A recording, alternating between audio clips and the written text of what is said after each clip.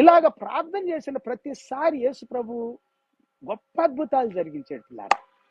భక్తులు కూడా అలాగే మీ జీవితాల్లో కూడా అద్భుతాలు జరుగుతాయి. ప్రార్థనా సమయము మోషేనంట దేవుని మహిమ నింపిందంట. ఆ మహిమను ఇశ్రాయేలీయులు చూడలేకపోయారంట. Praise the lord. ఆయన ముఖం ప్రకాశించిందంట. ప్రార్థనా సమయం దేవునితో 40 రాత్రులు పగళ్ళు ఏమి తినకుండా ఏమి తాగకుండా గడిపాడు మోషే కూడా.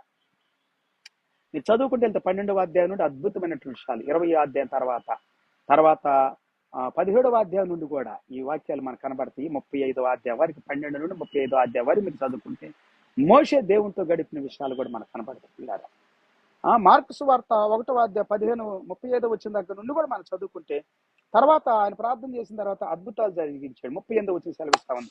ఆయన ఇతర సమీప గ్రామంలోనూ నేను ప్రకటించినట్లుగా వెళ్ళుదాం రండి, ఇందు నిమిత్తమే కదా నేను బయలుదేరి వచ్చినని వారితో చెప్పాను. ఆయన గలిలయ